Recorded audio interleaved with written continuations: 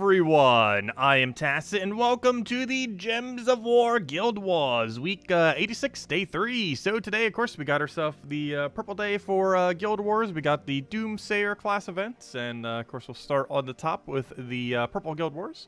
Aside from that, I don't believe we had anything good off of Adventure Board. I guess 10 gems isn't horrible, but the rest kind of average. I guess food could be okay, but one single pet would pretty much give you that much food. Do we have a pet active right now? No, though I have been doing a couple of pets throughout the day. We got some good ones, like the giant one. Almost have a max. I think we got him to legendary today, if I am not mistaken. Does typing in giant actually bring it up? I believe so. Yes, it does. So we got him to legendary today, ever so barely. Exactly enough for legendary. It's probably the most important thing that happened off stream, since that's a pretty big upgrade. Titan hero class makes a lot of giants really good, of course. Though we do need more good mythic giants. There are very minimal good mythic giants. Actually, is there even any? There might actually be 0. But Titan just is so good in general that it kind of doesn't matter. But anyways, as far as Guild War, our Guild War defend team was actually doing okay today. I think you got 2 wins. Yeah, 2 wins. 2 out of 5, or technically 2 out of 7. 2 wins, 5 losses, so 7 total battles. Which is slightly more than the other 2 days, which is good because it's actually winning. Though Web Spinner is Web Spinner, which is probably why it's been winning. But anyways, let's go do our purple Guild War team. So, of course, it is indeed purple. Looks like we are tied 2 battles. We're ever so slightly losing, it looks like. Or are we? It's hard to tell because there's a weird number of battles they currently have, which makes it hard to know for sure. But anyways, as far as our team, we're going to be running with the Zeddicus Wild Queen team that we showed yesterday. All the teams are still the same from last Guild War. Nothing meta shifting has really happened between the two... before the 2 Guild Wars. So still all the same stuff as always. But yeah, Zeddicus, Greenseer, Wild Queen, and the Leprechaun. That is the game plan. Of course, that's pure purple. Don't think we need to adjust anything else. Doesn't even use hero class. Though we could kind of incorporate it. If you're going to use hero class, obviously replace out the Zeddicus because it's the hardest thing to obtain. So if you're going to go for a replacement there, that is probably the replacement you're going to make.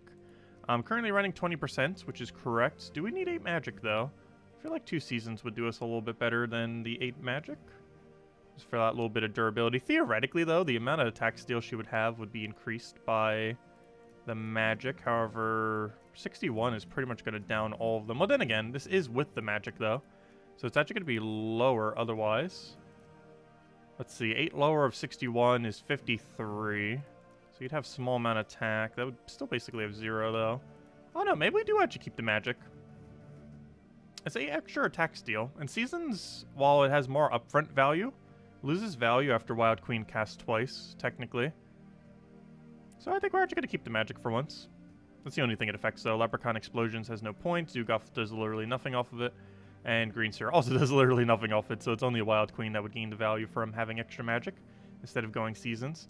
But if we can get value from 2 casts, it's actually technically worth it. It's a slower start, but a quicker overall battle. And, of course, it's safer with the attack steal. But anyways, hello DS, hello Captain, hello Isabel, hello Warren, hello Bill, hello Kennedy, hello Logic Slayer, hello Rogue. How was your sandwich? Hello Cookie, hello Sanse, hello Imperial, hello Garadu, and hello everyone else. Same defend teams. And you went 1-3, 0-1, and 0-3. Interesting. Yeah, it's so random how they go sometimes. You can use the exact same defend team every single time, and it could have drastically different win rates. It's kind of weird. You scored 9,611 points today? Nice. Yeah, this is... Wild Queen is really good at scoring high. She's generally one of those mythics you get if you want to try to get a mythic that will just help you in Guild Wars. You can use her for all 3 of the color days. I currently don't use her for green. Just because she is the weakest for green of the 3 colors. But we do use her for purple, and we do use her for brown. But anyways, one last double check on the color, and let's go get into this. Let's go get our battles down. Hopefully we will get lucky and also get 9,600 plus. It really comes down to how lucky will Leprechaun be on if we actually get that much mana or not. Leprechaun pretty much entirely determines that by going for the explosion.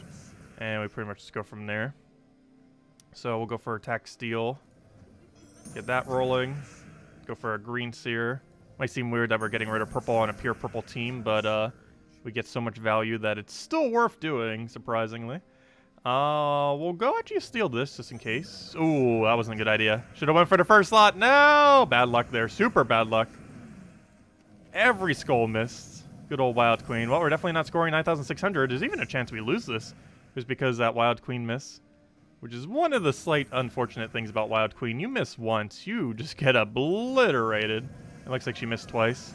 Because you have to assume what she will kill. And we assumed that Hero would die there. And not a single poke even touched it.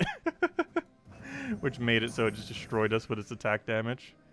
We should be okay, though. If we could take a skull right now, we should probably take it.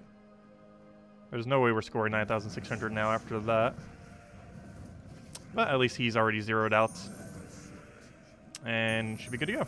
And then one more will kill. But yeah, Wild Queen has a really weird mechanic that is... I'm not sure if it's unique only to her. But of the viable troops, it sure feels like she's the only one that really uses it. Where you basically have to predict if she will or will not kill. If you think she will kill first slot, you attack reduce second slot. If you think she won't kill first slot, you attack steal whatever first slot is then. In that case, we did second, thinking first would die. But first lived, and then we got destroyed. Because we didn't hit an extra turn. So, also, Isabella. Is this the same Isabella that's been in chats? Because I think that they mentioned they were in this Guild War bracket the other day. But yeah, Isabella, are you here? Or are you going to be here in the future? Because I think we are fighting you right now. Pretty sure. That's pretty funny. Let's see. I'll take that over. Alright, what's the team? Convert blue to purple. And cleanse. And yellow to purple. He really wants everything to become purple. Or she, I mean. Let's see. We'll go for explosion. That is her. I thought so.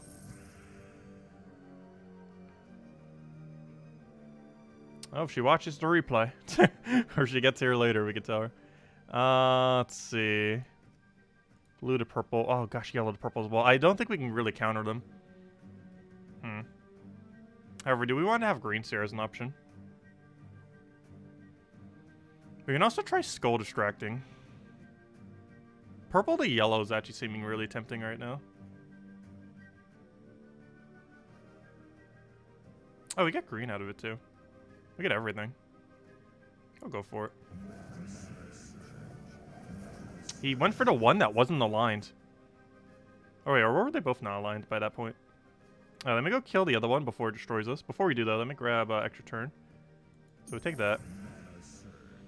So, Zugoff or Wild Queen? We're gonna play it safe and Wild Queen first slot this time. Though that's why I did it the other way around. As you can see, this one has all of its attack. So normally, or you do the prediction based on which one you would think. But in that case, we were kind of wrong in the prediction, but after what happened the previous battle, I think that was perfectly fine to do. Just to play it a little safe. Unfortunately, I have to attack steal something that has no attack because he is stealthy. And of course, she's not allowed to cast on the other one. It's still a targetable ability. But it's not going to matter because it's dead. Oh, unless it wants to summon a billion times. Luckily, I only did it once. Wasn't too bad of a bandit spam. Only one singular bandit. And it's match. Could have gotten a little smoother overall, not too bad. Yeah, everyone's setting those double convert defend teams. They're really annoying. And this one's also setting it. It's a convert to purple and convert to... Why is everyone converting to purple on purple day? It is purple day, right? It is indeed purple day. Why is everyone trying to make purples on purple? I guess to overflow to purple so that they gain advantage. But if the AI misses, we pretty much just auto-win. The second AI misses. Alright, this is the one that does more damage. Oddly enough, even though he's the highest rarity of all of the null troops, I believe he's the actual worst one. The benefits that he gained are pretty underwhelming compared to some of the other ones, like the rare and the uncommon. I mean, the rare and the ultra rare. Oh, that's not a drop because the other thing's in the way. Oh wait, yes it is. Oh, this is actually an interesting drop. If we take the purple there, then we could take the green, and then we could probably do something else. So we do that. We do this. And then I'm pretty sure we board clear the entire board. And then hope he doesn't do anything good. Good. That thing's about to destroy green, which is kind of concerning. But before anything too crazy happens, we'll go reduce his attack. We can actually kill him outright if we want. Do we want to? I believe we want to. The biggest issue here is green to purple is going to trigger. Luckily, it only feeds into this book. And the book's not max, so it's not going to mana drain us. However, it is going to kill Zugoff. Unless we get really lucky. I think we still go for it. So he's going to cast the book. Hopefully it misses. Ah, I didn't miss. Oh, double kill off Assassin. Or not off Assassin, off of 7%. That's rather bad. Luckily we still have Wild Queen, which can solo this entire battle as long as we get things rolling. We need to make sure we have a green convert, though. With all the greens he just removed, we do not really have a convert, do we? Oh, we can do that. We can do that. We still don't have a convert. Okay, now we do. Alright, we won. It's over. As long as this doesn't miss. Do I take purple now? Yes. I have a couple different ways I could take purple.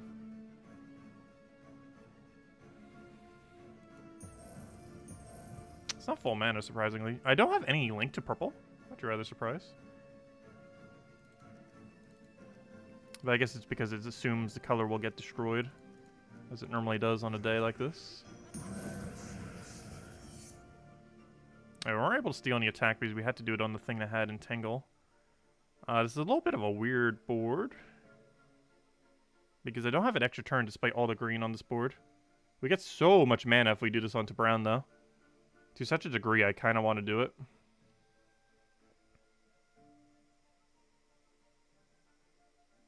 And just hope something amazing happens from all the cascading. I don't think we get anything from it. But it's a full Wild Queen. However, the Wild Queen is webbed. Biggest issue here is this thing's not dead. And the fact that it's Spider summoned. If the Spider didn't summon, this would be really easy. We just take Skull and always have to deal with that thing that does almost nothing. He's about to convert yellow to purple. Is that really going to do anything currently? No. I guess we hope it does that instead of book. We're actually going to do a Skull for now.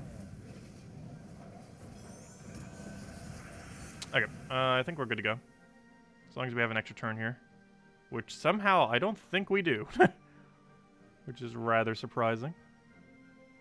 Well, as long as he doesn't have a Skull follow-up, I guess it doesn't really matter as much. But I think he does. Can we really not convert green to an extra turn right now? It sure seems like we should be able to. But purple doesn't do it. It gives us a lot of mana, but it's not an extra turn. Yellow doesn't.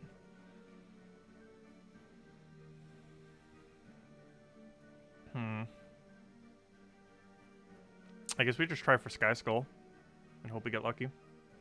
Greenstair is definitely dead here. Unless it somehow denies every skull on the board, which is slightly possible. But I think he's still... No, he won't be able to take that skull because the other one... yeah, if no skulls fall, I believe we deny every skull by doing this. Pretty sure. Just double checking that there's not an extra turn. Doing brown gives us so much mana. Doing purple gives us so much mana. But not a single one of the two is an extra turn. Good, we got Skull off the sky, we won. It's over. Unless we get super ultra unlucky, this should be over. What's amazing is we still somehow do not have a green convert. And I do believe we go for Wild Queen here. Good, we landed it. It's over. Out of safety's sake, I will go for a convert. Now that we finally have alignment. I will preemptively take a skull because I do not trust Wild Queen to land. I'll take some purple because we can. I'll throw this down. And we won. Wait, did it just kill us off a 25% reflect? Really? What a way to die. We won, though! There is no way we're scoring over 9,500 today. But we haven't lost yet. We're just getting way too many weird battles. He's using a Thief Infinite Loop Goblin team thingy thing. As long as Leprechaun's good to us, we should be fine. This one comes a little bit down to luck. Unless we want to use Frost Mage Hero class, but then we'd have to put Hero in our team. Okay, a little bit of an okay starting board. We could take red to yellow extra turn and then do Explosion on green and hope it works out. Alright, that was pretty good. Such a good cascade. We even got a map out of it. Then we go for explosion and hope it extra turns. It did not, but we can still work with this. So do I want to Zoog off immediately? I feel like I do. Normally I would want a Wild Queen here. However, this team is so loopy if it gets going. And if Wild Queen misses, we kind of auto-lose. So out of safety's sake, let's kill Truffle. It's actually safer doing it that way, even though we just lost Zoog off. It's still safer that way. Because a Wild Queen miss would have literally been losing the battle if it would have occurred. Oh, well, it might still lose the battle. Gosh, he just rolled. Why is everything rolling their 7% chance to kill? You do realize 2 battles in a row we have had the enemy roll 7% chance to insta-kill. That is very unfortunate. Still winnable, but it does complicate things. I should probably take the skull that also does yellow just so he doesn't get the yellow out of it. Also, on top of that, he also hit 35% and 20%? I think that's 20%, isn't it? Yeah, 20%, 35%, and 7%. He hit literally every percent he could, except this other one. Let's see. And we're also in one-shot range. I'm pretty sure we lose. I didn't even realize she lost that much durability already. It didn't get us with the loop, but it got us with pure luck. A lot of luck. Many, many layers of luck. Do I even cast Wild Queen here? My concern is it's almost guaranteed going to miss with this board. And if we get silenced, it's already over. And obviously if he pokes us with a skull, it's also very over. Yeah, I just guess we hope we get super lucky. That's not lucky enough. Nope. Only the AI gets all the luck. I still can't believe that, though. 2 7%. Unfortunately, whenever that happens, there isn't too much you can do about it when you die to a 7%, because not only does that 7% trigger whenever there was a kill, so that basically means when it triggers, you have a double death, which is really hard to come back from normally when it's a 2 versus 4. I think we just win. Like when we had this starting board the previous battles, would have made things so much easier. So we'll go for that, get that down. Hope he doesn't get ultra luck again.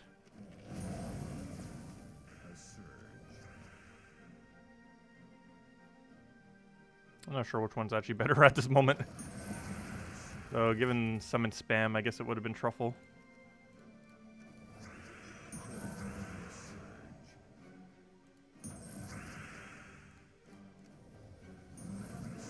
Now this is what this team is supposed to do to that team. There we go. But unfortunately, I didn't do it the previous time.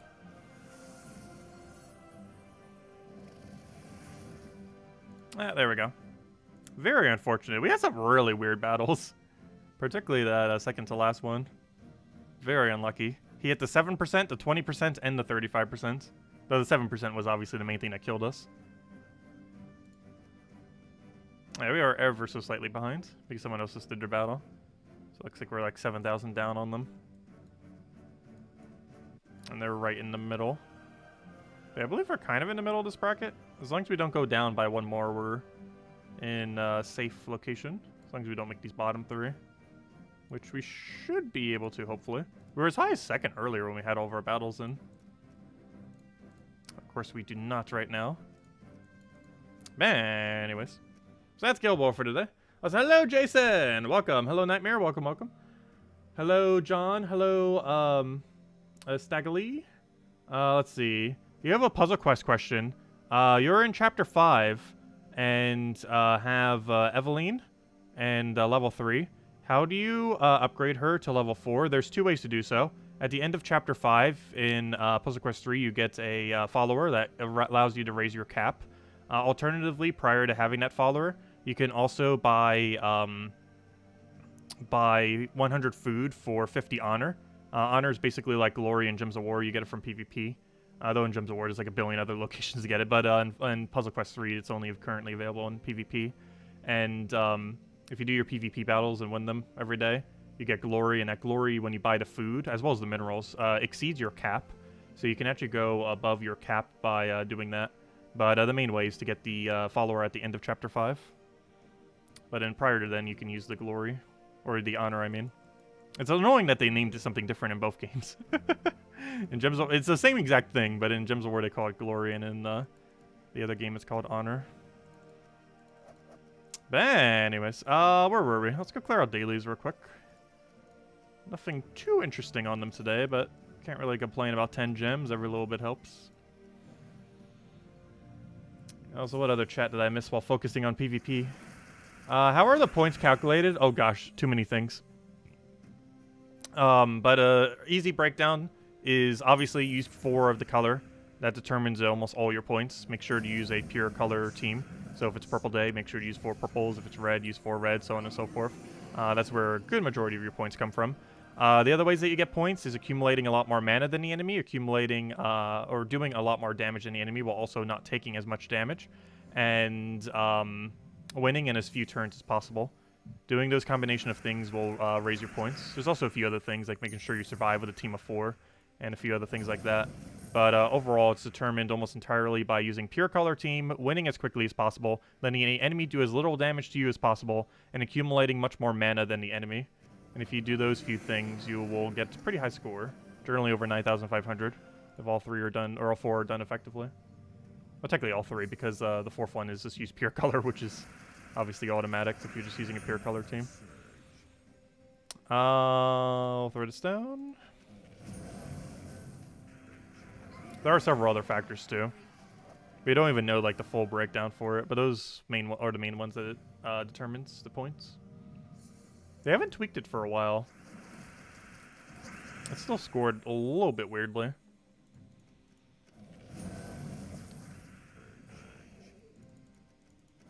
Hello, Defiant. Welcome. But generally, as long as you win very quickly and very effectively in Guild Wars, you pretty much hit all the goals that you needed to. While using pure color, of course.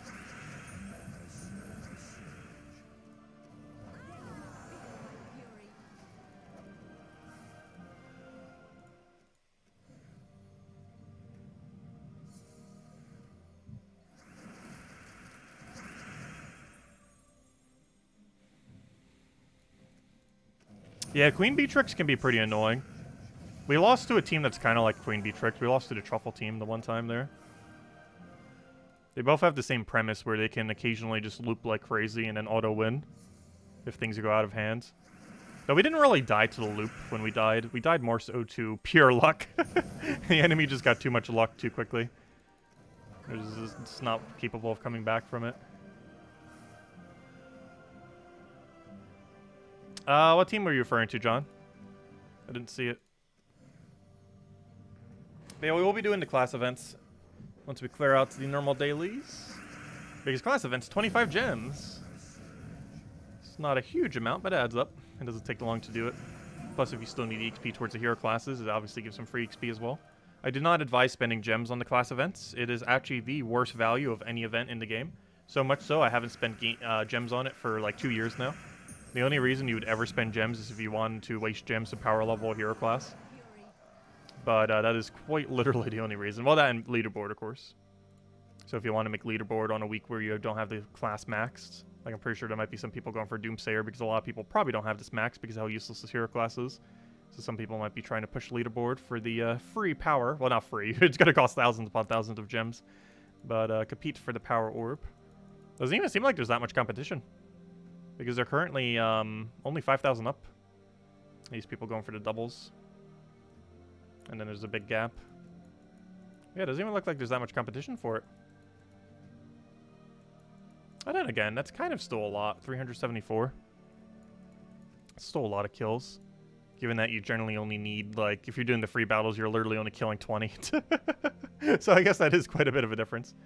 And if you're going for all rewards, which is really bad value, you only get to 40. So I'm surprised that there's so many people going this far. I guess that's 4 tiers, I think, if I'm not mistaken. You know how much 4 tiers is, though? That's 100 gems, 250, 500. To only get an orb and 75 gems back, that's pretty pricey. I guess it's technically 2 orbs, one from leaderboard and one from the thing. It's still pretty pricey, though. It's also possible to get random orbs off the VIP thing. And I don't even do it. Like, I have one today. I can get an orb right now for 200 gems. It's not worth it. Unless it rolls blue, you literally lose value. There's not a single roll this has other than blue that would gain us value. If this is anything but a blue, we would lose value on it. And the ones that you get during the class events basically cost this much. Actually, they cost closer to 250 gems. Well, you get 75 gems back. So yeah, I guess it's technically 212 gems to buy them during the class events. So, yeah, they're pretty pricey. Like, I don't even get it when you can get it for 200. And the ones for the class events technically cost 212, assuming you have to buy the tier 4, and assuming you make leaderboard. Assuming those two things, you would get 2 orbs for a cost of 425 gems, technically. Technically 500 gems, but you get 75 back. So you're basically spending 212 gems, 0.5 per orb. And I don't even get them when they're 200. Because a purple is worth 135 gems, approximately. And a blue is worth a lot, but the other two are completely worth nothing. So when they're this pricey, in the class event as well as this offer, you literally will lose value on anything that's not blue. So it's generally not worth going for, because your chance of getting blue, I believe, is 15% in the current state of the game. 15% chance off of a random orb like that. So very low chance that you would actually gain value. 85% of the time you would lose value. Which is why you don't go for the class events or that orb, if you ever see it there. They're both really bad value. Unless you're really desperate for like a few more blue orbs to get like Zugoff or something. I would not advise it. Unless you're in like the final few orb stretch. Or if you just really needed an orb to upgrade something. Or, you know, a blue orb. And you happen to have 0 at a time. Oh, so hello, Mr. Jesse. You're using Crypt Keeper, the Queen of Sin, Scourge, and that other true damage troop. Seems like it would work. We might go Scourge build. It depends how deep we're going. Because we could probably just get away with using links into what's it called? Actually, what did I suggest on Monday? I suggested... Oh yeah, I was trying to do a lower rarity one that didn't use any mythics. Because obviously trying to show mythics... Well, I guess technically Dawnbringer is a mythic, but you can replace it with other weapons that do similar. Anything that hits all enemies would be the same premise here. But, like you can use a Black Manacle with... Actually, I almost feel like just using Black Manacle. Black Manacle with Archmage would end up doing it pretty well as well. Not sure what route I want to go. There's a couple different ways we can do this. So, of course, we have to use Cinemirage Daemons, which means basically anything in Cinemirage, because pretty much every troop... Actually, I'm pretty sure literally everything is Daemon. If we go over to Cinemirage, I am pretty sure every single troop in this entire kingdom... I think it's the only kingdom in the game where 100% of the troops are all the same. Nope, there's actually one that isn't. There's one singular human mystic. Every other thing in this kingdom is a Daemon, with only one singular exception. Oh, interesting. I never realized there wasn't one. But, yeah, this guy. He's the only exception in this entire kingdom. Everything else is Daemon, which means we are allowed to use everything except for him from this kingdom. But yeah, Scourge is the strongest thing from this kingdom. Building a Raft build could also work, but for lower level range doesn't really matter as much. If we had to cast him more than once, Scourge could be okay. Our biggest issue here is I believe there's no links in this entire kingdom, which is kind of bad, because if you're just going the hero method, that's generally what you would want to use. But there is none, which makes things kind of weird. Everything about this kingdom is not the greatest. Is there a way we can kill an ally? Less spam would be pretty funny. But yeah, I might just have to go down to true damage route. I'm not sure about Queen of Sin, though. I'd rather just use Scourge since it hits everything. Oh, you just really don't have that many options. But I am somewhat tempted to just go Black Manacle. Black Manacle into Archmage, because it works a little bit better than Frost Mage. It's also cheaper this way. I'm not sure why I didn't mention it for the Monday video. I just always like putting Dawnbringer there. But there's obviously other options, as well as cheaper options like Black Manacle. And then we go to Purple Brown Banner. Ideally double purple. Minus this blue, that's fine. Okay, I guess that's our team. It's a bit of a weird team, but for doing the free battles, that's all we need. Alright, let's go and mess with this. Claim our gems. Any way we go, we're going to use a clunky team. During the later battles, true damage would definitely end up working out better. But we're not touching the later battles.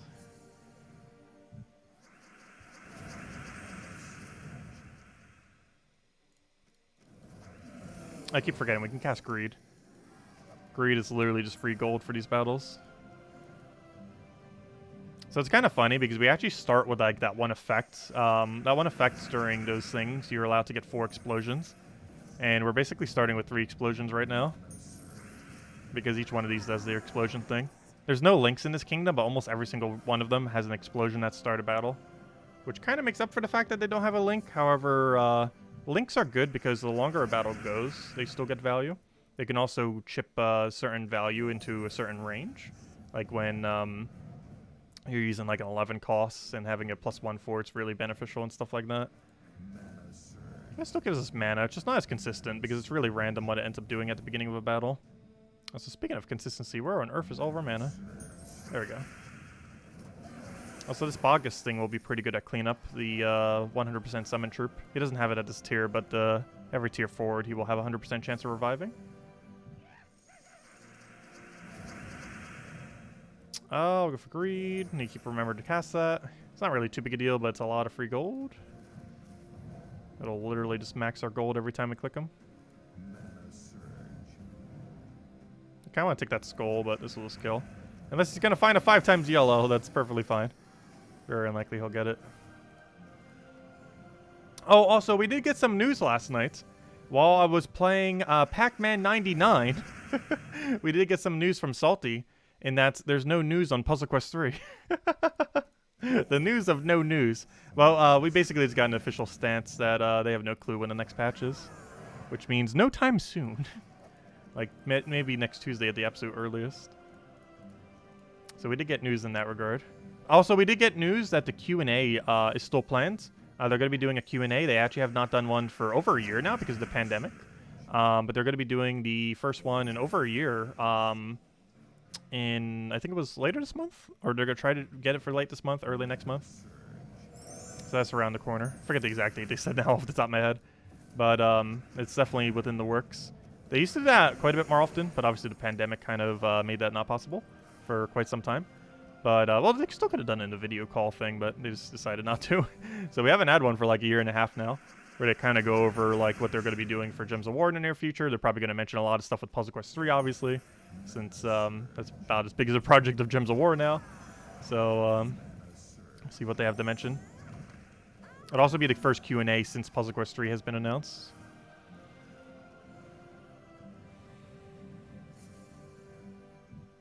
Yeah, I know. I watched it. She loaded up Puzzle Quest 3 to do the tutorial.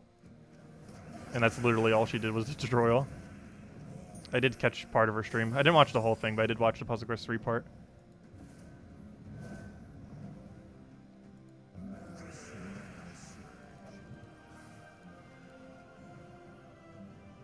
How many wins did you end up with in Pac-Man? 11 by the end of the night. I think we were playing for like 4 or 5 hours, and we got 11 wins. So we were playing the other game modes too, which are paywalled behind $15 or $30 if you get the deluxe. We got the deluxe because why not? $15 gets you all the modes and private lobbies. $30 gets you all that plus all the cosmetics. So I figured why not? It's a pretty good game. I haven't played it today. Haven't had time, but it's a pretty good game. Definitely worth checking out. It's literally free if you have a Nintendo Switch Plus Online. Which most people who have a Nintendo Switch have the online.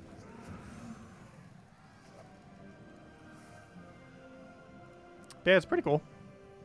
I hope they add more content to it, though. Like, I'd really love to see new layouts instead of just the really iconic one. Definitely has a lot of potential. And has a lot of replay value.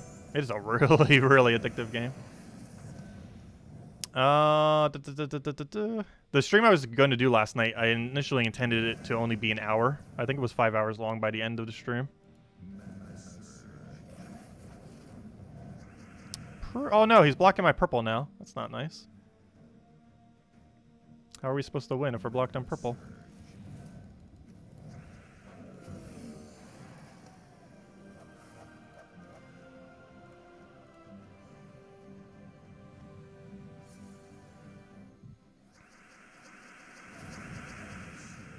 Yeah, I'm not sure when we're going to stream it again. But I definitely do want to stream it again. It's a lot of fun.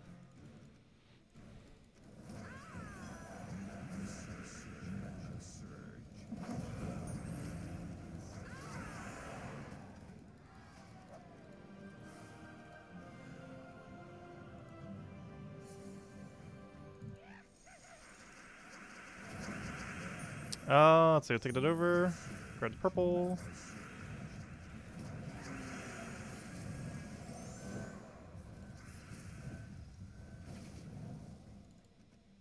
I'm just gonna go for Black Manacle again. There's enough purple on the board that we can quickly get it.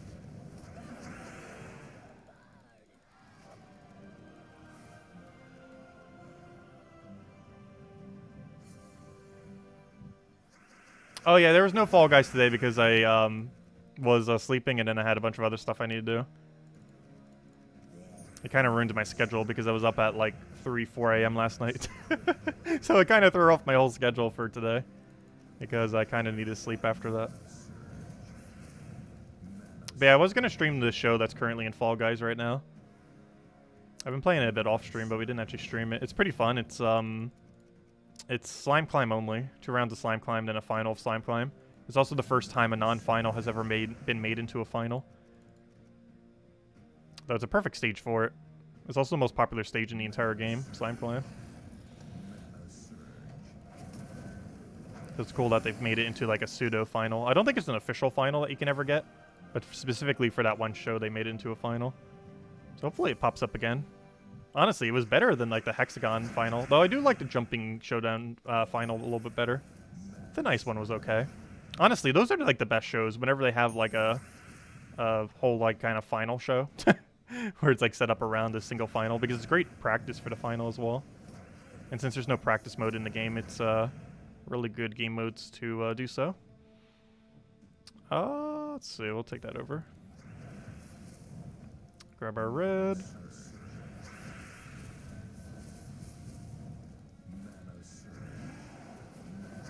This team is so clunky, but in all fairness, almost every option is. There's no mana link. There's no empower. Well, there's no empower that feeds us mana. Technically, there's empower, but greed obviously does not give us mana. So it's kind of like he doesn't even have empower in that sense. Because obviously the main reason you use an empower troop more often than not is for the mana accumulation or the board control. So if something has neither of those two things, that kind of doesn't help us. Of course, he's giving us gold, and that's good for like gold farming teams. Bronlock's pistol, scouting key. Even after a nerf, it's still good. But in this particular team, all it's doing is giving us gold, and not really helping us advance the battle. Hey, gold's gold. It adds up. That's what we need to contribute to the guild.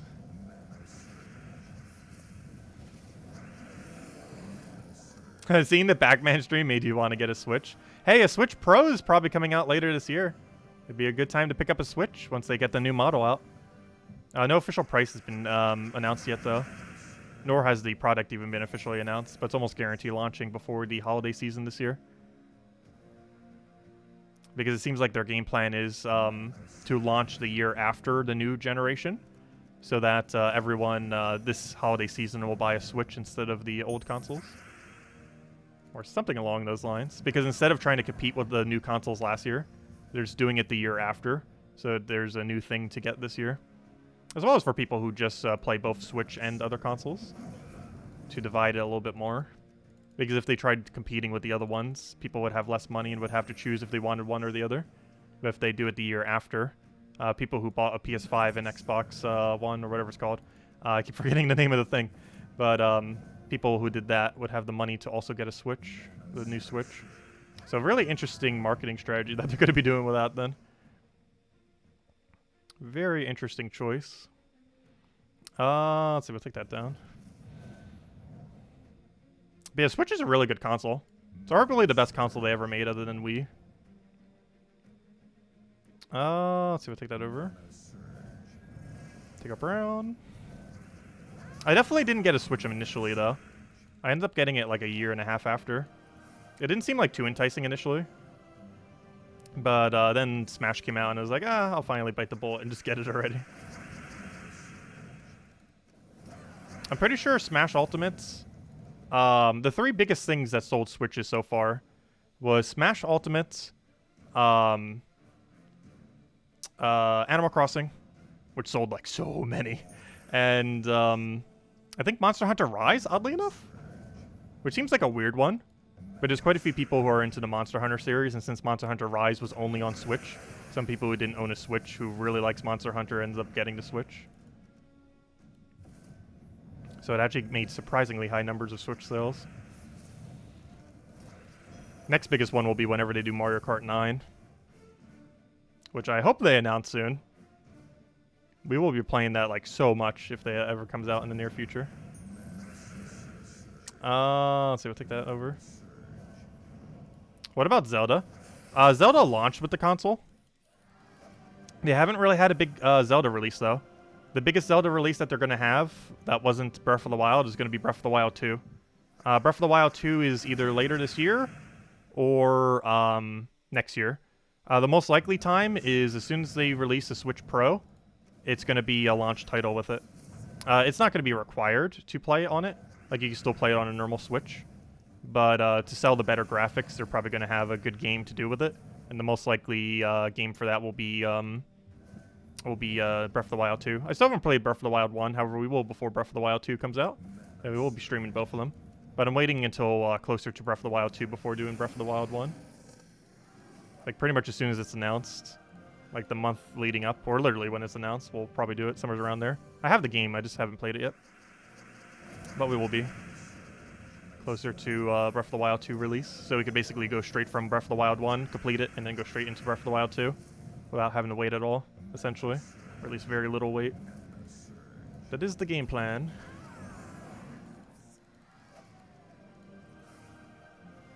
Alright, there we go. Got our gems. There we go. Let's go hand out a code. Yeah, they're going to be releasing another Switch model. It's likely planned for later this year, but no anything official from Nintendo. It just leaks and stuff.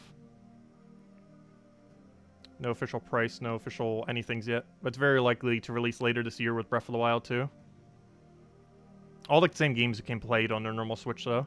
It's just going to have better graphics and a few other things. It also will have 4K support for TVs, though I don't have a 4K TV. It'll also have a better screen for undocked. Let's see. Yeah, Zelda initially got a lot of Switch sales, like with Breath of the Wild. I didn't get it at the time, though. Because that was like one of the only few good games on the thing at the time. Also, where on earth is my code thingy? One moment. Let me grab this. Let me go get you guys the code. Why is the other thing hiding from me? There it is. Put that over there, put that over there. Alright, here you guys go. Let me just go get the full link. Always like putting the link. I'm pretty sure most of you know where to use it by now, but if anything else, it's convenience of just clicking the link to get there. But there you guys go. There is the redeem code. Use on gemsofwar.com with the game code section. Your invite code can be found in your settings menu. Whatever your game says, right over here is what you put in for your invite code. Redeem code is right over there in chat. Just copy paste the random numbers and letters starting with YB. And give same order as always. 2 treasure maps, 1 gem key, 200 souls, and 2,500 gold. Oh, excuse me. But there you guys go. Enjoy. And of course, today, these last few hours are the last hours to go and try to get the new mythic that came out last Friday. So if you're still looking for it, you have literally 6 hours left to try to get this. You will be able to still get it after this point, of course. You'll be able to get it in event keys when it's a Shantang event. You can get it for 4,000 diamonds in whenever it comes in Soulforge, which will be a while, but whenever it does. And you can also get it off of just pure luck off the random drop table. But realistically, as far as getting him in a easy-to-way fashion, just from these standard keys, this is the last 6 hours to do so. There's no timer here, but it's 6 hours and 9 minutes is how much time is left for that, as soon as Friday reset hits. Also, tomorrow's raid event, by the way. We'll be doing that in tomorrow afternoon. Probably start at afternoon. I'm going to be sleeping in just a little bit. We'll probably start at noon Eastern Standard Time for the stream tomorrow morning, where we're going to be doing raids. We also get a new Broken Spire weapon, though it's not as useful. We're also going to be doing quite a bit of Explore 12 farming. But anyways, we did that. I guess speaking of Explore 12 farming, I guess we go do some Explore 12 farming, because all of our main objectives have been complete. So let's get to the grind. We haven't been able to get too much token grind in lately, so gotta get it in where we can. Tokens aren't going to grind themselves. But yeah, no problem, everyone, for the code. Oh, am I going to be getting it? Yes, I will be getting a Nintendo Switch Pro. Hoping it's not too pricey. There's no way it's going to be over 400 though. Most realistically, it's going to be 350, or it's going to be 300, and they're going to reduce the price of the old model to like 250 or something. But 350 or 400 is probably the more likely, unless they really want to compete with budget and make it 300. But if they make it 300, they'd have to lower the price of the base Switch that currently exists. So they might make it 350 and just keep the other one at 300. Though there's a possibility it just replaces all the old Switches in the sense that they don't even print. They get to a point where they don't even print the old one anymore, and they just start printing the new one. Because it'd be annoying for them to have to keep up with two models. So they might just phase out the old model. Not in the sense that they would work, but, you know, in the sense that they don't sell them anymore, potentially.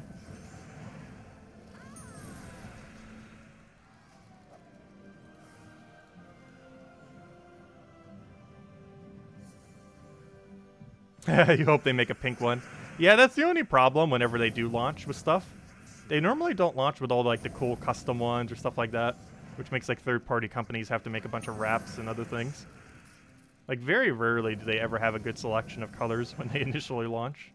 And they just release special ones over time.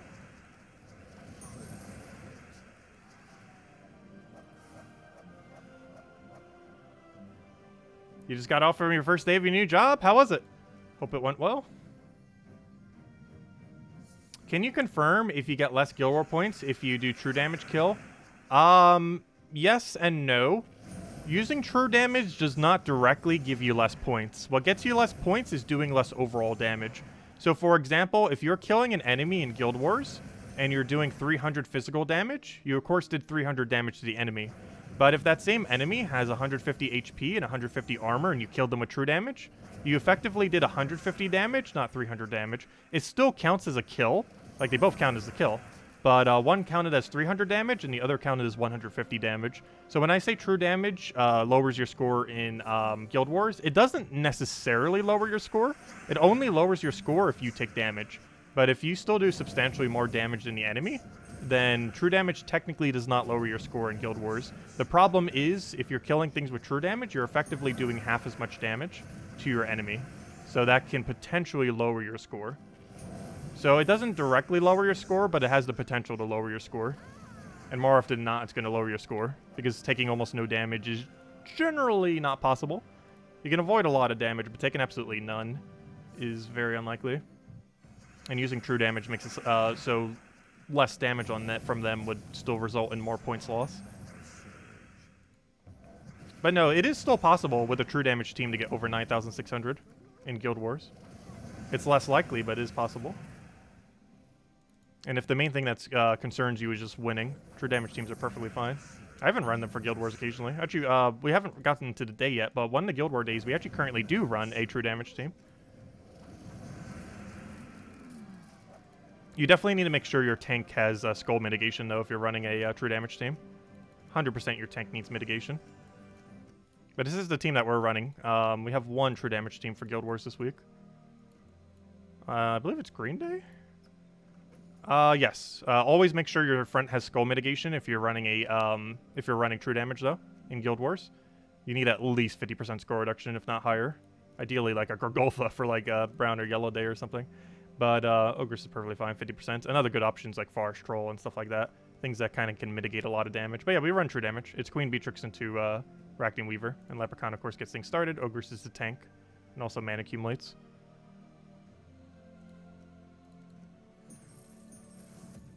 But yeah, true damage is perfectly fine in Guild Wars. It's just you're more likely to lose points. But there's a potential that you don't lose points. And if the main concern is just winning, then the points don't really matter too much, because it doesn't lose you that many points. When we're talking, like, losing points, we're talking, like, a few hundred. Like, it's not going to make too big a difference, normally. Like, tomorrow, I'll probably score 9,300. I'm calling it now. If we get 5-0 tomorrow, it's probably going to be 9,300. Whereas if we were using something like a Wild Queen team, It'd be a little bit more inconsistent, but we probably would get 9,500, 9,600. We'd also have to worry about them countering greens, which is just annoying to do on green day. Whereas that true damage team doesn't have to worry about it as much.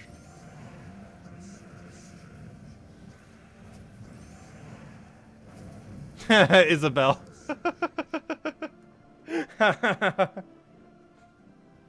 The April Fool's baby.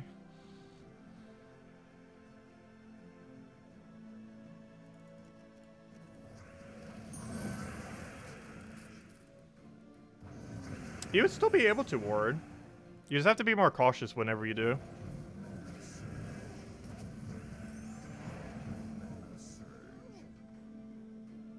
Do I remember my first day of my first job? Yes. I believe I was 17 at the time. But yeah, I was just cleaning dishes and stuff. You know, like really basic stuff. It was awful. Having that job for a couple months made it so I never wanted to have any work like that ever again. It's why I became self-employed like a year or so later. I had a green energy job after that one. Which was basically just like a glorified secretary work, pretty much. There's a lot of file work, documents, typing. Lots of typing.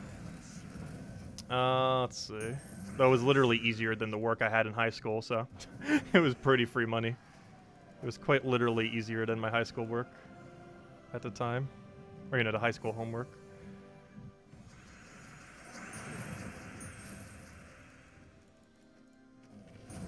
Because at that time I was at an academy, which is slightly more work than the normal high school.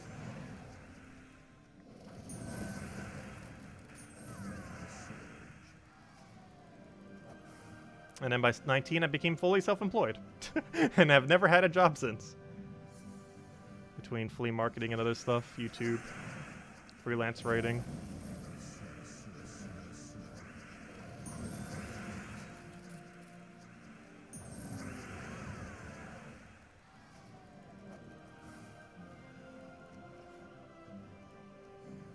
But yeah, I haven't had a normal job for 7 years now. Been self-employed since.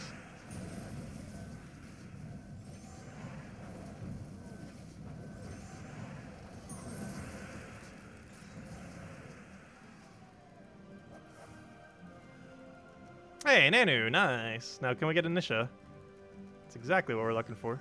Well, technically Nisha is exactly what we're looking for. That's the second thing that we are exactly looking for.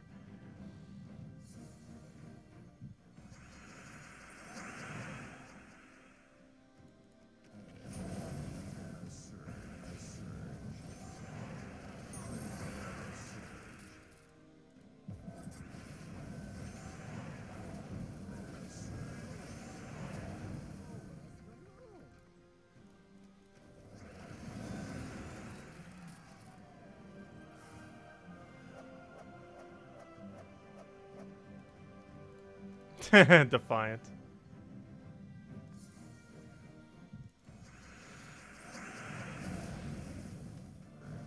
You now have all the commons, rares, and ultra rares traded. Nice. Yeah, once you start getting more and more traded, it becomes increasingly easier. Because obviously you have less things that need to worry about being traded.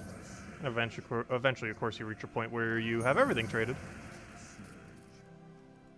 And those orange orbs definitely help a lot when progressing through the game. Honestly, that was probably one of the bigger things that they've ever done for early game. I didn't have it when I progressed through trading everything, but having access to orange orbs really makes it easier. I know when I was on a Nintendo Switch account, how much easier it made it, because at that time we did have an account that still obviously needed trading. But when I was progressing, obviously in the main account, we never had access to them. But the way that you play, at least trading everything, is quite a bit different once you actually have the orbs. Because it makes trading legends and mythics so much easier. You also occasionally use them on epics. It's generally not advised to. But I did find on my Switch account there were some situations where getting like a good epic traded was useful. Like back when Gargoyle was ultra meta. That's still pretty decent in the current state of the game. And stuff like that. Like I used that to get it traded on the second, third traits for that. Or I think it was the second. Wherever Stone Skin is at is what we got it traded up to. Can't remember if that's second or third trait. Because obviously Stone Skin on Gargoyle is really good. Stone Skin on anything's pretty good.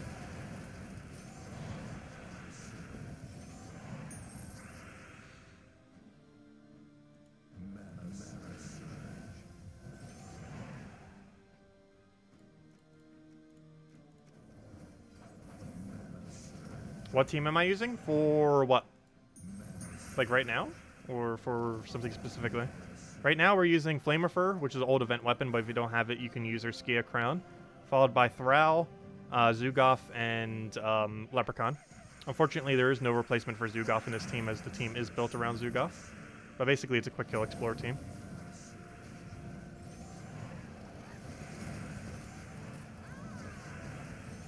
Next closest alternative is probably Lord or Slaughter. As far as mythics that can do Explore 12 very good. Cheapest possible option is Urskea Crown into Rowan. Urskea, or sorry, not Urskea Crown. I mean Urskea. I did mean Urskea Crown for this team, but Urskea Shield for the Urskea Shield plus Rowan build ends up working out really well. Urskea Shield, Rowan, Leprechaun, Mirage Queen. It's the cheapest team that can effectively run Explore 12 that I'm aware of, because it doesn't require anything that's hard to obtain.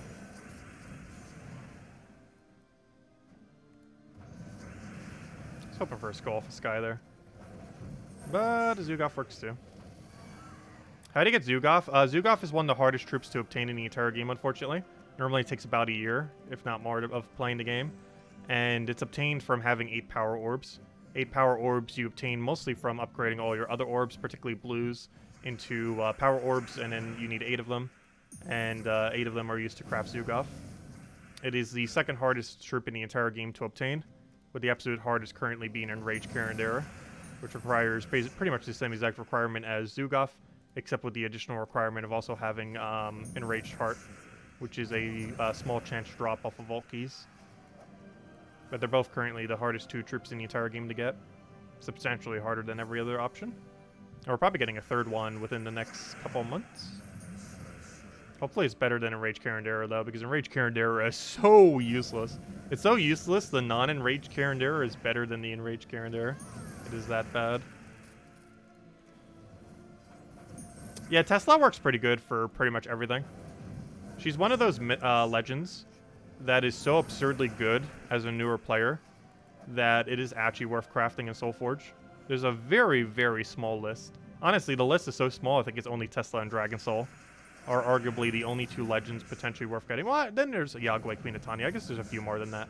But Tesla and Dragon Soul, particularly Tesla, are those legends that are so absurdly good value that if you have 0 copies of it, but also have 800 diamonds, and you see it in Soulforge, you'd pretty much insta-get it, because you're just that good.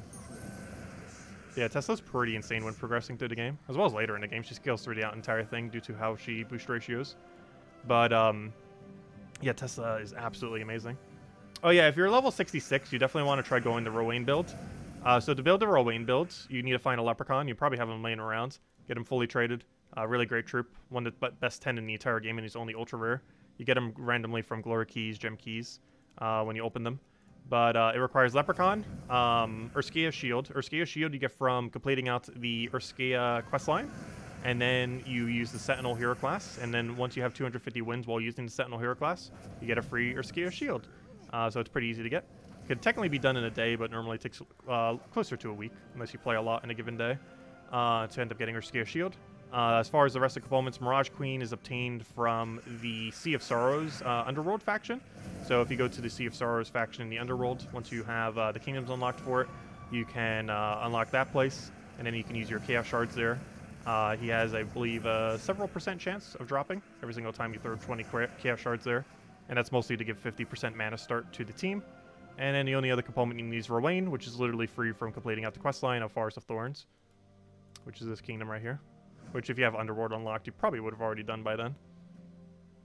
It definitely takes about a week or so, maybe a little bit longer, to build that team. But once you have it, it's pretty good. Do I even have it set up right now? I think I do. I do not. But yeah, it's this team right here.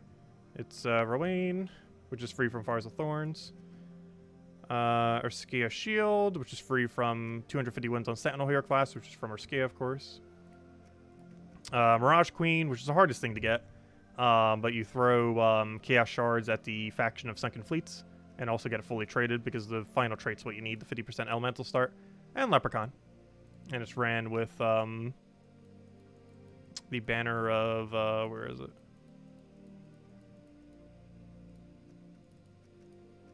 With the +2 blue, +1 green banner. And this gives you a total +2 blue, +2 green, because Leprechaun is a +1 into green.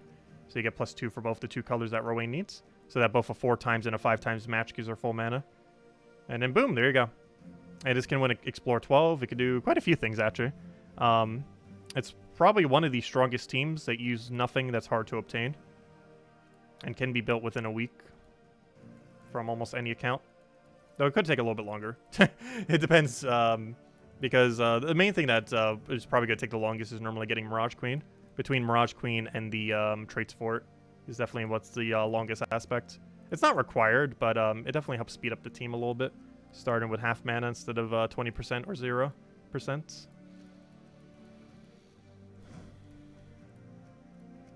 Because it makes Rowan's 12 mana cost basically go down to 6, having half mana. You don't have a single Leprechaun? Oh no! You'll get it soon though. He's a pretty common drop. You just need to get some more Galorian Gem Keys. It'll eventually just drop. But if you're not already, getting into a guild will help you a lot. Even if it's just like a really casual guild. There's a lot of guilds that help casual new players. Best way to look for it is Global Chat 1 or checking the Gems of War forum on the official Gems of War website, gemsofwar.com. Either of those 2 locations. Global's probably a bit easier though. There's just quite a few guilds that will help newer players. And guilds give you a lot of resources for free in this game. Like a ridiculously high amount. Especially the better ones. But some startup guilds are pretty good as well for giving a lot of resources. Like some of them are dedicated to helping newer players.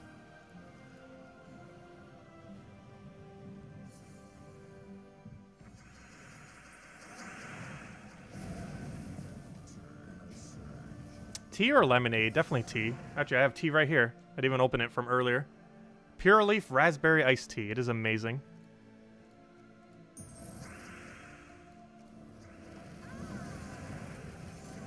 Some of the best tea out there. Oh, of course, just brewing it yourself is also good. But as far as, like, actually mass-produced tea, it's one of the best ones out there. A little pricey, but it's good.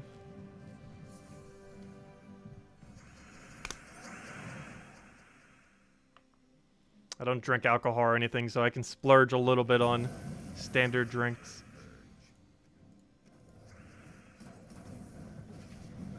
Well, I guess caffeine is technically a drug. It does have caffeine in it.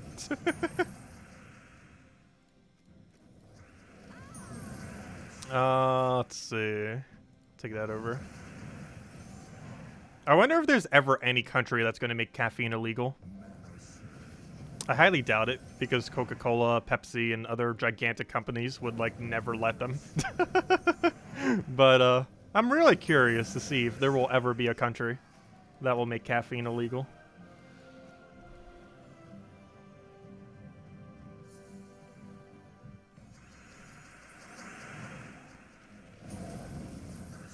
Let's see. I'll take that over.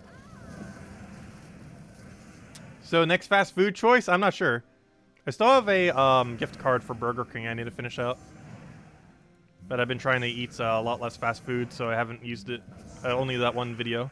I've only ate fast food 3 times in the last month. A little over a month. And all 3 of them were for the video thing. Because why not? But yeah, since we started having fast food again at the end of March, after a year of not doing it, I have only done it 3 times. Which is quite a bit less. I used to do it like twice a week, I think, before. Somewhere around there. If not more. And now we're down to less than 1 per week.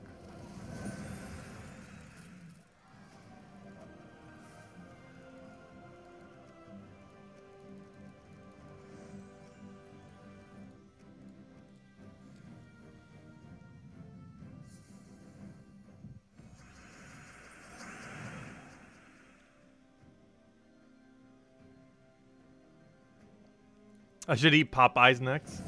I'm not sure if I've even ate at Popeyes before.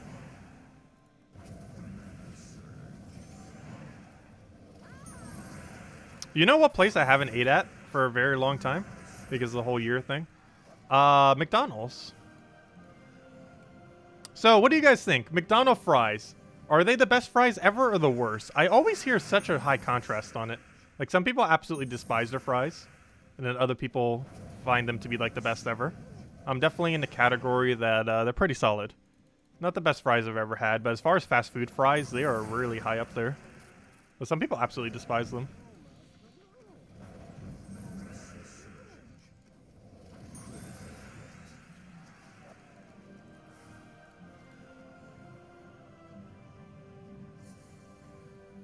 Oh yeah, KFC mac and cheese is really good. And their potatoes. I got double potato last time. But their mac and cheese and potatoes are both amazing. As well as their chicken, obviously, but particularly if you compare it to like other fast food companies. Their mashed potatoes and mac and cheese are just way above the other companies.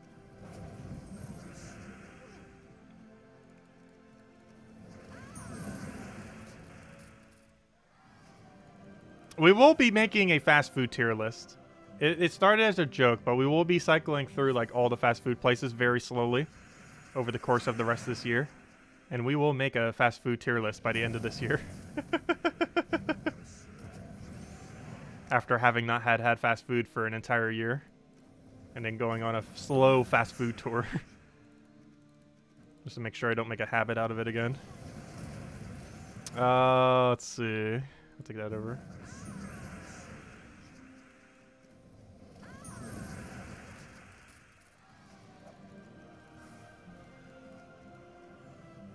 Does your hero level affect your team's stats? No. However, you do gain some stats for the hero specifically from getting levels. You gain a lot up to level 100. Then after 100, I believe you get it every 50 levels until 250 or 300 or somewheres. I forget exactly. And then by about 300, you start getting one level, one stat every 100 levels. And then after, and it just keeps going that way till like level 2000. Which means we're actually missing 4 stats. Though it takes forever to get those last several. Leveling after 1000 starts to slow down quite a bit. But no, the stats that you gain from your hero do not affect anything except your hero. So it does raise your hero stats, but it does not affect anything else aside from your hero. Only your hero is affected.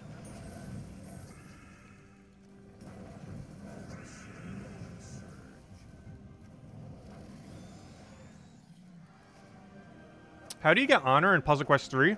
Honor in Puzzle Quest 3 is a limited resource that can only be... Actually, it's kind of like how Honor was when Gems of War launched, oddly enough. But currently, the only way to get Honor in Puzzle Quest 3 is to do your daily PvP battles. You get 6 of them per day, though it can be upgraded by getting Gong, that one follower upgraded. You get them at the end of Chapter 6, I believe it is. At the end of Chapter 6. Getting them to Uncommon gives you another one, and then every rarity after gives you another one, up until Mythic. But, the main way that you do it is with your 6 battles per day. There's 3 different PvP tournaments. The first one's realistically the only one you'll be able to get into. It's the one that has no requirement. The second one has a requirement of having a color weapon of whatever it is. I believe this is a blue week, if I'm not mistaken. No, it's a red week. It's a red week for... Oh, another Anu, nice. It's red week for Puzzle Quest this week. And then there's the third one, which literally no one is even participating in because it's so absurdly hard. It requires level 50, which isn't necessarily too hard, but the other 2 requirements are using pure color of a certain color, and then having that specific colored weapon, which there's currently 75 different colored weapons in the game. So to specifically have the one you need is extremely unlikely. So I'm not sure if they're going to change that at some point during the early access before it gets launched. But there's, to my knowledge, 75 possible options that could occur there. Which means even if you had like a maxed guard in the current state of Puzzle Quest 3, half your slots would have to be used just for weapons to be able to participate in it. It requires that many weapons. It's set up really weirdly. It's likely going to be changed before launch, that aspect. But that's the only way you gain Honor, just doing those 6 battles every day in PvP for Puzzle Quest 3. It's kind of similar to how Gems of War was when it first launched, because the glory that you gained as a result of PvP was quite literally the only glory. The only difference is in Gems of War, it wasn't limited, like how many you could do per day. Whereas in the other game, it's set up a little bit more like Guild Wars. It's like an in-between between Guild Wars and what Gems of War originally had. Sorry, what was your question, Dr. Shrimp? Let's see, you don't have Farish Ra. Is the team next best thing Dragon Soul, Double Azurus, Umberwolf? Yes, that's your next best bet. The exact team you mentioned. That is the strongest soul farming team that uses 0 Farish Ra, to my understanding. The other one that is also decently fine, but you need to have enough stats for it, is Phylactery, a Sacrificial Priest into 2 Necromancies. That also ends up working out pretty well. But I would say that Dragon Soul with the double Azurus Umbra Wolf thing is still pretty high up there. And probably your best overall option if you have it. It's about 20 to 30,000 souls per hour. I think it's closer to 20,000 though, in the current state of the game. But it depends on the VIP bonus as well and all that stuff. Once you get a single Fairish Rod, boosts all the way up to almost 40,000. And then double Fairish Rods closer to 50,000 per hour. It's one of the reasons why Fairish Rods normally sought after. It's anywhere from a 50 to 100% increase to the amount of souls you get per hour for having one singular Fairish Rod in a soul farming team.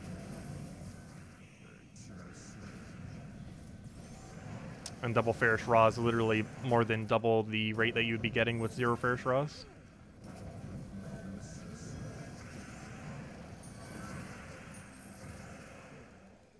He's useless for everything except soul farming, but for soul farming, he is the absolute most viable option in the game. So any other questions I miss? You let me go. No, everyone. Is anything else you want me to go over? Let's see, or anything I missed to question? So why is your other stat so high? Oh, our stats are so high because of kingdom upgrades. A good majority of stats within this game comes from kingdom upgrades. A good majority of progression in general is from getting your kingdoms upgraded. There are quite a few different ways that they give stats. The main one and the most accessible when you're first starting out in the game is to get level 10 all kingdom by giving it a bunch of gold every single kingdom, and also getting all 5-star kingdoms. Getting 5-star on all kingdoms would also end up giving additional stat, both level 10 and 5 stars. So basically the star system and leveling is where a good majority of our difference in stats come from. Level 10 and level 15 kingdom, and 5-star, 10-star, and 20-star kingdoms. There's basically anywhere from 4 to 5 stats each kingdom gets that you likely don't have any of yet, just because you don't get them earlier on in the game. Can you find a gnome in Guild Wars? No, it is impossible to find gnomes in Guild Wars. Gnomes, Valravens, all that stuff will never appear in Guild Wars. It is one of several locations that do not have gnomes. The other locations include, normal gnomes will never appear in World Lore events, or similar events like that, like raids, invasions, stuff like that. Those events will only have Valravens. They will never have normal gnomes. Dungeons will never have gnomes, the ones that you do with your daily 3. And dungeons, factions will never have it, as well as those 3 daily dungeons. The 3 daily dungeons and the 3 daily delves both do not have any chance. Pets also have no chance of finding gnomes. I believe that's a full list. So PvP, any guild-related events, dungeons, delves, and pet battles. I believe that's a full list. All those locations will never have gnomes, but everywhere else does. But the main locations being that do have gnomes being PvP, Arena, and of course Explore, which is where we normally get most of ours during a Vault event. There are several other locations, but those are the main ones where they are farmed. And PvP and Arena are the only 2 locations where pet gnomes will appear, whereas all the other gnomes will appear everywhere.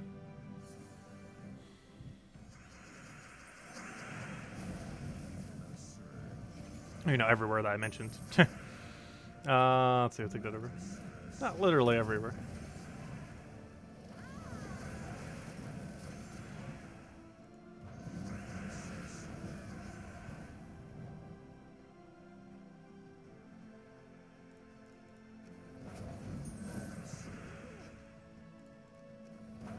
Yes, war coins are accumulated through, as a newer player, you get a lot of war coins just from completing out quest lines. As a veteran player who came in after you already did all the quest lines, the only realistic way of getting them is off the flash offers for 100 gems, or if you have VIP 6, the 200 gem one. They very rarely appear. Some people have even mentioned they've never seen a single one. We've luckily gotten enough to max them out without spending any money. Some people have gotten ultra unlucky and haven't seen a single one yet. They also mentioned back when they were launching that they would do it off of Adventure Board occasionally.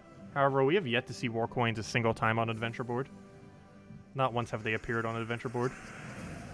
That's not to say that they wouldn't eventually happen, but as it currently stands, it doesn't seem to be the case that they're there. So maybe it was initially anticipated, but then they changed it. Obviously, they're mostly trying to get players to try to buy the coins. I did not, though, and I advise not doing so. Because they did it in a really weird way. If they would have rolled it out, like, a little bit better, I might have. And also if it was a little bit less overpriced. Like, if it was $10 to get all the packs, I probably would have. But it was like $40 to do it. Which is way too pricey for what it was. What's the best team for a low player like you? Get Rowan. Complete out Forest of Lorns and use Rowan like crazy. You want to use it in generally second or third slot, unblocked on any mana. And it does absurdly good damage. One way to increase its damage as well is if you do a little bit of Explore, you will get tokens like these. And the guard tokens, which are the common rarity tokens, which isn't this one, but it ends up giving you armor. And she has double her boost ratio based on armor. So there's this Medal of Guard as well as the Token of Guard, which both increase your armor, one by 2 and the other one by 8. And she gains double the damage based on armor. So if you give her 8 additional armor, she'll have 16 additional damage. She gains an exceedingly good value for the armor that you end up accumulating, and is one of the best damage sources throughout most of the game, until later in the game. But particularly earlier on in the game, every little bit of armor you get just substantially increases the amount of damage that she will do. And you get her literally for free just for fleeting out the Forest of Thorns questline. Building an entire team around her is generally your best idea while progressing initially, as it's one of the most consistent builds you can get. You do eventually switch into other stuff, but while you're progressing, it's a great option to have.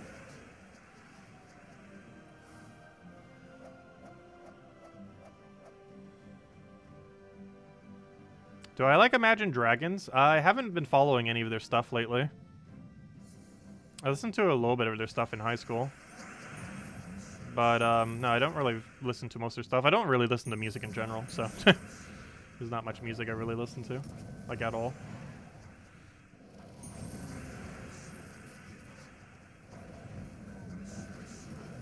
But I have heard most of their songs. Unless they've released stuff in the last few years in which I've heard none of it.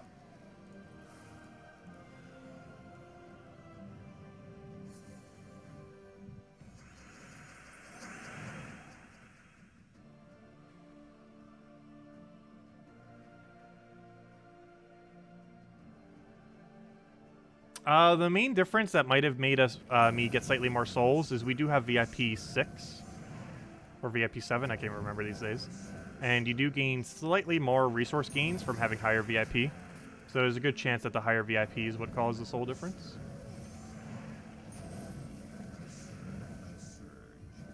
Because those VIP bonuses are permanent. They generally don't make too huge a difference, but they do add up a little.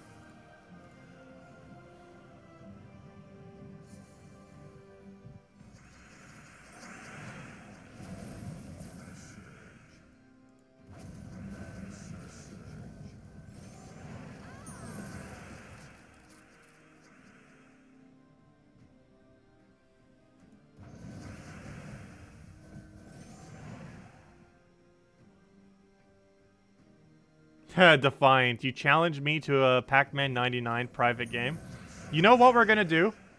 We're gonna have a variety stream on the 23rd, right? 23rd? Should be 23rd. During that variety stream, 100%, we will do a Pac-Man private lobby. And we'll get Defiant in, we'll get Isabel in, whoever else wants to get in. I'm not sure if you have to have that pack or not. I hope you don't. I'm not 100% certain on that. I'll get that info beforehand. Hopefully you just need the Nintendo Switch Online thingy and not the actual paid pack. But I know for sure I can host it. I'm not sure if you need it to also get into the lobby though or not. But 100% we will do a private lobby. We'll do it then. Is it the weekend? What day does the 23rd fall on? Oh no! 23rd is a Friday. 23rd is a Friday. Unless you count Friday as a weekend. Though the 4-day work week is starting to become a thing, so some people have Friday as a weekend. Though most people still don't. I kind of technically count Fridays as a weekend already. Mostly because how Gems of War schedule is.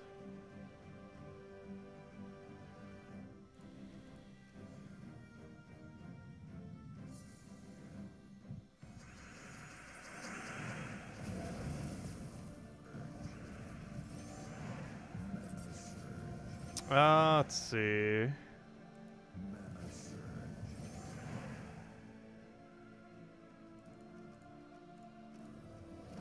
Yeah, private lobbies is part of the DLC pack thing, the $15 one.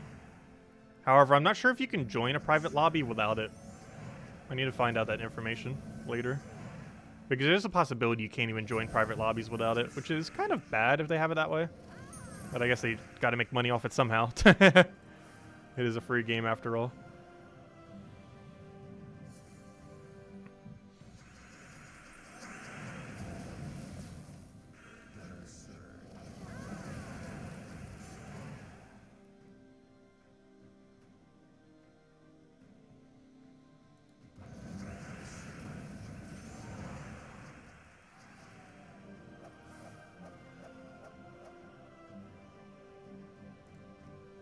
Yeah, the 5-year anniversary stream is going to be on the 23rd. Let me double check. I'm pretty sure it's 23rd. Keep mentioning 23rd. Let me double check. I will let you know in one moment. But I'm pretty sure it's the 23rd. Which is what, 3 Fridays from now? Or basically 2 weeks from now, actually. Or, you know, 2 weeks and 1 day. 3 Fridays from now. Not tomorrow.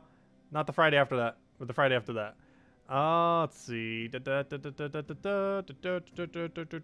Whatever this date is right here. Where is it? That one. Whatever this date is. April 23rd. Yep. Will be the official 5-year mark of this channel. April 23rd.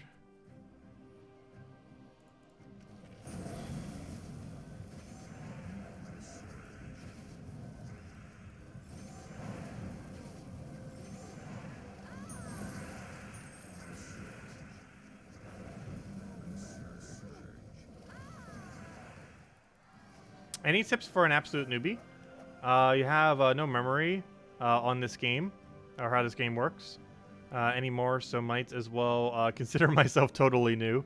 Yeah, quite a few things have changed. A lot of the gem economy and just how resources work in generally have shifted from how you might remember it, where new kingdoms would come into the game, to now being really event-based. They did mention they might be adding some new kingdoms soon. We haven't had one for like almost 2.5 years now, I believe. But anyways, so yeah, a lot have changed since then. The main things to really focus on are, if you're just starting right back up, is probably explore. Not only do you get a bunch of trait stones, which are used to trait things, which I think you might have been around. That was added in version 2.0. That was quite a while ago. But you get trait stones from it. However, aside from trait stones, you get a new resource, which are tokens, which is the main thing we're trying to farm right now. And the initial tokens that you get have really good value because you can set 3 of them in order to gain certain perks. And while most of these are just additional stats, some of them are pretty useful, like 20% mana start, as well as cleanse chance, which gets rid of negative stats effects. So Explorer is a really good place to start if you're coming back to the game after a while, because if you don't already have a bunch of tokens, if you weren't playing when that mechanic existed, ends up helping out a lot. The other system to really consider is all the events that there are now. There are like 1.5 billion events now compared to Gems of War from ages back. Generally, you want to be in an active guild that has a certain requirement and then just meets that requirement. It's an easy way to do it. So basically to set it based on that and participate in them based on that. Generally, most events can be fully completed across your entire guild by getting tier 3 or tier 4. Like, for example, there's an event starting tomorrow, the raid event. I'll be streaming tomorrow afternoon. And that, I believe you can get done with tier 3 if your entire guild just participates in it, which is like, what, 250 gems or so? And the amount of rewards you get back is just so high, so it's a little bit of gems down, but you get so much more back in return. So having a guild that can meet that requirement is generally something you'd want to be in, since getting those events done ends up accumulating a lot of resources over time. And aside from that, as far as gameplay, build teams around Leprechaun.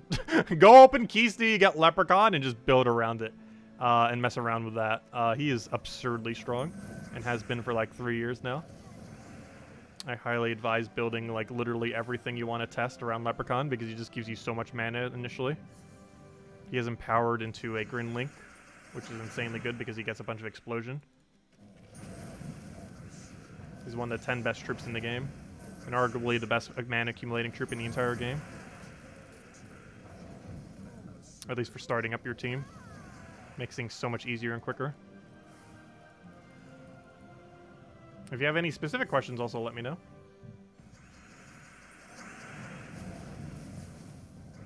I almost feel like I should make a video at some point going over, like, everything that was added in Gems of War in, like, the last 3 or 4 years. Because there's quite a few people that do come back to the game. Because the game's definitely in a much better state now than it was when it first launched. It definitely lacked a little bit in content, but then kept adding more and more and more. And now, arguably, it has too much content. Or at least some people feel like there's too many dailies and stuff. Though it still overall doesn't take too much time. If you do the bare minimum for dailies in this game, it's about 30 minutes per day. If you do absolute bare minimum. Though there are more dailies that can make it take upwards of an hour. To almost 2 hours if you do the arena dailies and the dungeon dailies and all the, I keep saying dungeon. I mean all the delve dailies. Because delve and arena alone, those two combined, that's like an hour. But those are really optional. We generally don't do either on any day. We normally do the quicker one, like Adventure Board, Dungeons. Those are super quick. Like, between the two of them, you can get done in under 5 minutes. It almost takes longer to start up the game and get situated than it does to actually do them. They are that quick. Will there be a boss class? No, there will never be a boss class. However, once we get more kingdoms, we will be adding more hero classes. They do plan on adding an elemental hero class, as well as probably a construct hero class. We're trying to fill in the gaps of the hero classes that we're currently missing. Because I believe there's still like 6 types that don't have a hero class yet. There's not a war gear. There's a few others.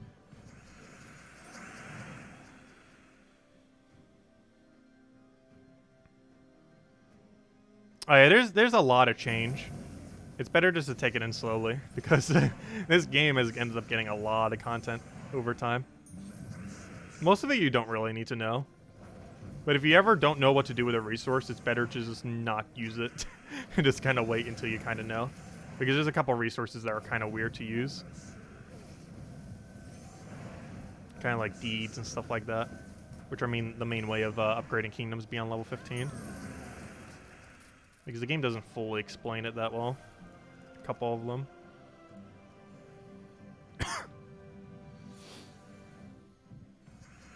They have a lot of problems, apparently, with all their games in that regard. Because I noticed Puzzle Quest 3. They have quite a few tutorial tips. But it goes over almost nothing of relevance. So even with that game, they still didn't really do the tutorial aspect as well. And Gems of War has been notorious for under-explaining various mechanics and systems within the game. Now they're doing the same thing with Puzzle Quest 3 unless they're going to add more before launch, or, you know, more tutorial tips.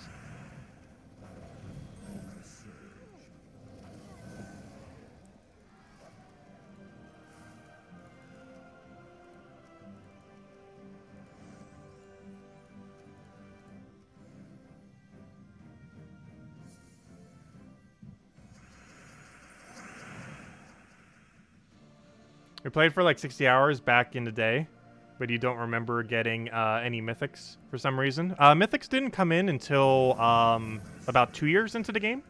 War was the very first mythic, and then the Horsemen of the Apocalypse, War, Famine, Death, Plague. Though Plague came before Death, I believe. I think Death was last. But yeah, mythics didn't always exist in this game. It was a rarity added about 2 years into the game or so. We also got boss rarity added about a year and a half, 2 years? No, it was like 2.5 years, I think, ago. There's currently only 2 boss rarity troops, so we're likely getting a third. Zugov is one of them, and it's one of them that we're using now. And it's also the absolute best of the ones that currently exist. Then there's Enraged Karandera. He came in Season 1 of Gems of War. We're currently in Season 4, halfway through Season 4. And they're likely adding another one, and possibly at the end of Season 5. But it seems like they're going to add like 1 per year at this point. Unlike mythics that are like 1 every month. But boss rarity troops seem to be about 1 a year. But yeah, there's only 2 currently. Zugov and Enraged Karandera. Enraged Karandera is ultra bad though.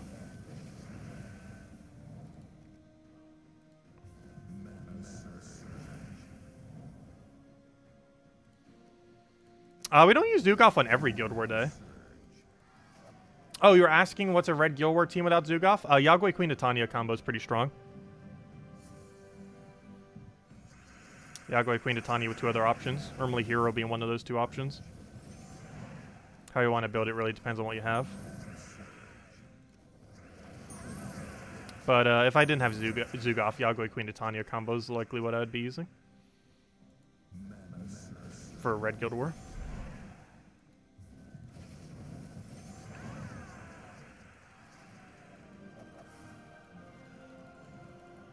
Yeah, Zugoff takes forever to get. Realistically, it takes most people a year. However, it is possible to take 2 or 3 years depending on how you use your resources and what kind of guild you're in. It takes forever and a half. Luckily, they don't release them at like a rapid pace. It seems they're only doing 1 per year. It seems like a fine pace for them to be added to the game. It's not too quick, not too slow. Gives you time to actually gain those resources. And currently, there's only one that even matters, Zugoff. The other one you could literally ignore forever unless they're going to buff it eventually. Which I'm actually surprised they didn't buff it. Though they might eventually. They're probably too focused on Puzzle Quest 3 and balancing that unbalanced mess to worry about balancing Gems of War further.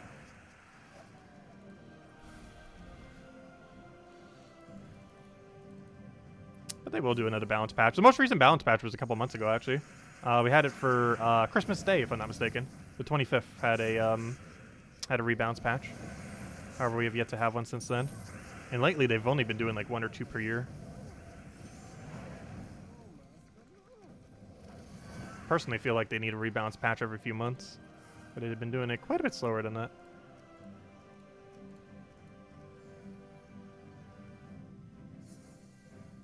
Any recommendations of which ones to watch in a new account that is relevant in current meta? Turning on the guides playlist and going to the furthest down ones. I forget which ones currently would show there, but that would probably help. I do need to update quite a bit of my older guides, though.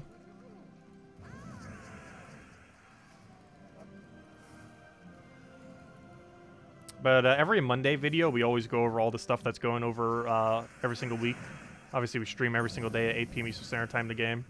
But as far as old videos, anything under the guide playlist that we have for the Gems of War guides, and just going down to the most recent ones, would probably be your best way to go.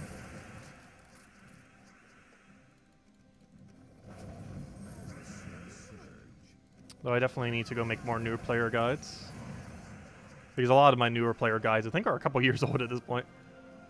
Which some aspects of them are still relevant, but obviously other aspects have changed a bit. So the game has gotten a lot of content over the years. Also, specifically searching for a certain thing could also be pretty good. Like searching for deeds or tokens or whatever mechanic you're looking for. Because we definitely have a video on every single thing like that. How recent it is questionable. Because normally we cover it when it gets released. Quite a few of them don't get multiple iterations. I might eventually just make another new iteration of literally every single one.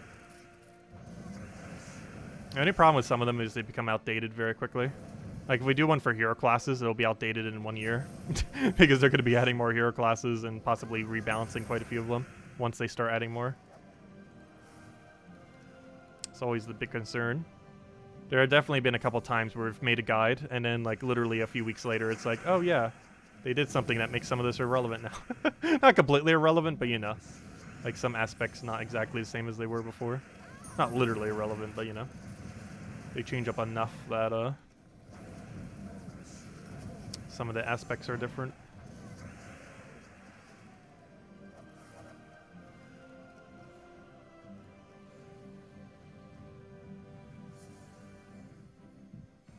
Is level 1 coming soon? No, we're not going to make another Let's Play account. We have like 5 times in the past. If not more. But no, we're not going to make another level 1 account.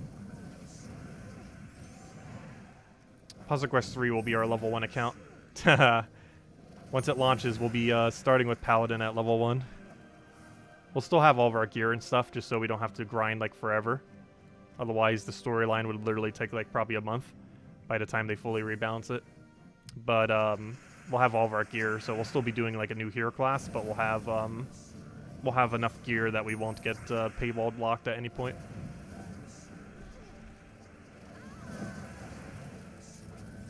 But now, as far as a new Gems of War account, we're not going to start one from scratch at this point. The most recent one we did was when the Switch launched about 2 years ago. But that's the last time we did it, 2 years ago on Nintendo Switch, when it launched on Switch. Actually, pretty much was 2 years ago. I think it was April of 2 years ago. I forget exactly the date, but around that time was when they launched on Switch.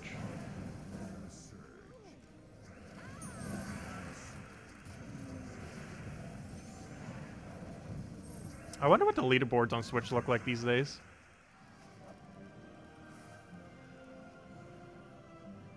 Because I feel like it's the least active platform. Though it's also the newest in the sense that at least new players wouldn't have to worry as much. Though I'm pretty sure there's still some people that play a whole ton on it. But I do still advise playing the PC mobile version just because the cross-platform aspect of it is also the main version of the game. It's normally the most stable and up-to-date. Anyways, guys, any other questions I missed? Any other things? For Raid Boss, how many gems would you normally need to complete all levels? For the raid event tomorrow, I believe it's 250 gems, whatever tier 3 is. If your entire guild does tier 3, you'll be able to get it done. If some people are slacking in your guild, you might have to go for tier 4. Oh, also, I believe the weapon might be on tier 4, so you might want to go for tier... Whatever, basically, go to the weapon. Wherever the weapon is tomorrow, buy up to that. And if your entire guild does that, you will definitely have the event done.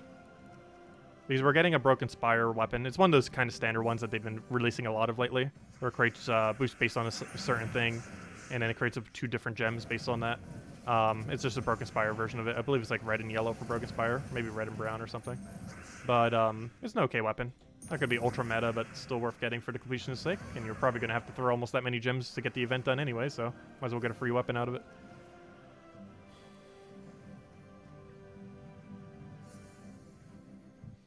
Our anniversary celebration needs to be a week-long event. I'm not sure about that. Maybe a weekend-long event, because that'll be Friday, Saturday, Sunday. We'll see. But it definitely won't be a week-long. At most, it would be the Friday, Saturday, Sunday kind of weekend thing. We'll see as we get closer. We're definitely doing it on the anniversary day, which is Friday the 23rd. As far as more than that, I'm not sure. We'll see what my schedule is that weekend. I won't know until probably like a week before really what we're going to do for that. But definitely the 23rd, 100% we will be.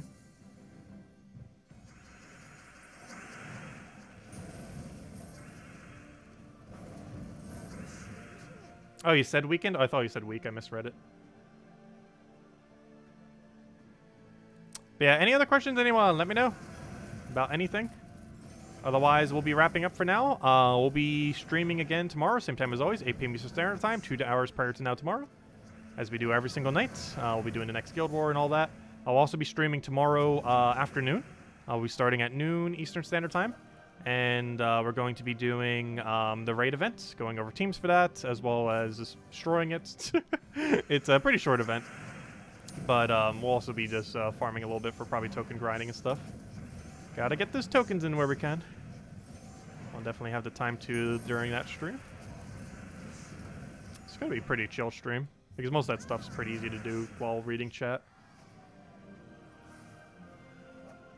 Most of your kingdoms are power 9. Getting them to power 10 is super hard because of having to find a mythic. Yes. Mythic is generally the biggest thing. Legend is the main thing that blocks level 5. Mythic is the main thing that blocks level 10. And the main thing that blocks level 20, I believe, is... What do you need for 20? I can't remember now. There's some really big blocking thing on it. I actually forget what it is off the top of my head now. I think it might have just been trip number. Was there anything that was actually hard on it? I don't think it was 2 mythics. 2 mythics isn't until like 22 or 23, I think. I actually can't remember now. But yeah, the main thing blocking 5 is legend. Main thing blocking 10 is mythic. Those are the main 2 roadblocks people will find. Have I asked for special codes? No, I have not asked for any special codes. Though, worst comes to worst, we could literally just hand out a bunch of normal codes, obviously. Which is basically like special codes handed out slower. If anything, that almost works out better. Because instead of just giving out one big special code, we can hand out a large amount of small codes. Or, you know, not like super, super large, but, you know, more than we normally do. Which is 1 per stream. We'll have a little bit more than that during that time. Well, as soon as we'll get this chest, we'll probably call it a night for now. And then we'll go do raids tomorrow.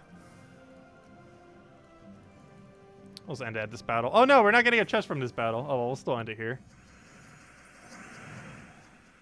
Oh yeah, probably the pets, true. The pets can be pretty annoying to get. Especially the 2 level 20 pets, which you need at level 14 or 15 or something. That's a really big roadblock for a lot of people. Especially because in the current state of the game, it normally requires you to have the level 500 pure faction completed for the kingdom. Which is kind of funny because that's actually a requirement that's not technically needed all the way until like level 30 star. However, it's indirectly a requirement for a lot of factions in the current state of the game due to how they're currently set up.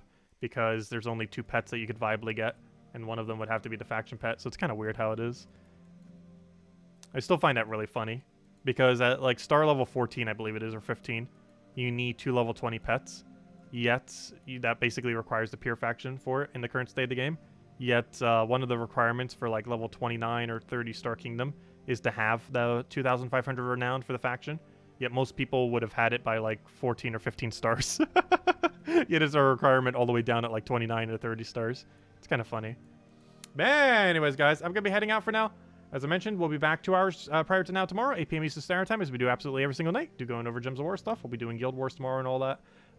Tomorrow afternoon, at noon Eastern Standard Time, we'll be messing around with the raids. Probably streaming for about an hour, 2 hours. Probably a little bit closer to 2 hours. Raids won't take that long. Probably take like half an hour. But the rest of the time, I'll just kind of grind, chat, kind of chill for a little while. And aside from that, yeah, it's pretty much the game plan. That is the game plan. It's silly how you need level X hero and complete challenges for star levels way later. Yeah, it's the location where they have quite a few of the requirements is very weird. I'm not sure why they have it the way it is, but it is how it is. Yeah, some of them are placed really weirdly. Like, there are requirements that you would have had done ages ago in many situations. Some of the later requirements. Like, some of them are still hard, but like the balance on them is a little weird. Because some of the ultra easy ones are actually pretty late in the cycle that you would have had done ages upon ages before ever reaching the star level for it. At least in the current state of the game anyways. But anyways, guys, I'll catch you guys later. Thanks for stopping by. Enjoy your week, enjoy your weekend, and we'll be back soon with more Gems of War. Catch you guys later. Goodbye, everyone, and thanks for watching.